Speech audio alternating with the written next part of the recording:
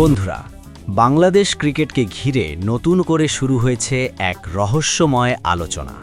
সম্প্রতি গুঞ্জন উঠেছে বাংলাদেশের সাবেক ক্রিকেটার আমিনুল ইসলাম বুলবুল এবং আইসিসির বর্তমান প্রেসিডেন্ট জয় শাহ নাকি গোপনে বৈঠক করছেন, যেখানে বাংলাদেশের ক্রিকেটকে নিষিদ্ধ করার মতো গুরুতর বিষয়ে আলোচনা হচ্ছে বলে অভিযোগ উঠেছে।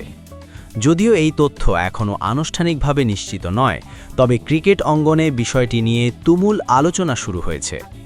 দর্শক, বাংলাদেশ ক্রিকেটের বর্তমান পরিস্থিতি বিবেচনা করলে এই ধরনের গুঞ্জন একেবারে উড়িয়ে দেওয়ার মতো নয় বলেও মনে করছেন অনেক বিশ্লেষক।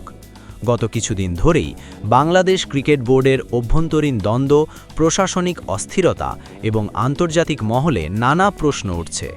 বিশেষ করে ইন্টারন্যাশনাল ক্রিকেট কাউন্সিল বা আইসিসির সঙ্গে সম্পর্ক নিয়েও তৈরি হয়েছে নানা জটিলতা।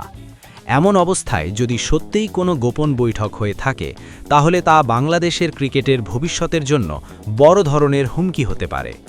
এখন প্রশ্ন হচ্ছে, এই বৈঠকের উদ্দেশ্য কী?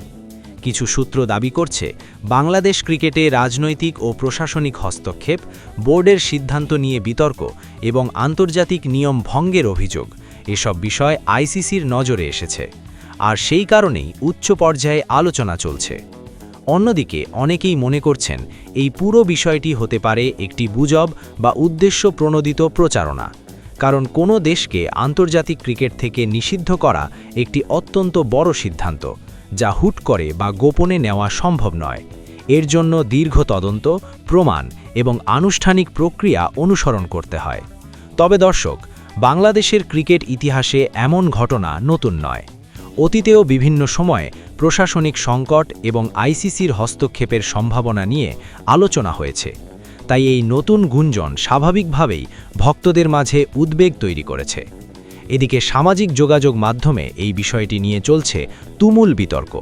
কেউ বলছেন এটি বাংলাদেশের ক্রিকেটকে দুর্বল করার একটি ষড়যন্ত্র, আবার কেউ বলছেন এটি শুধুই ভিত্তিহীন গুজব। বিশেষজ্ঞরা বলছেন, বাংলাদেশ ক্রিকেটকে এই ধরনের পরিস্থিতি থেকে বাঁচাতে হলে স্বচ্ছতা, সুশাসন এবং আন্তর্জাতিক নিয়ম মেনে চলা অত্যন্ত জরুরি। না হলে ভবিষ্যতে বড় ধরনের সমস্যার মুখে পড়তে হতে পারে। সবশেষে একটি বিষয় পরিষ্কার, এখনও পর্যন্ত এই গোপন বৈঠকের কোনো আনুষ্ঠানিক প্রমাণ সামনে আসেনি। তাই নিশ্চিত তথ্য না পাওয়া পর্যন্ত এটিকে গুজব হিসেবেই বিবেচনা করার পরামর্শ দিচ্ছেন সংশ্লিষ্টরা।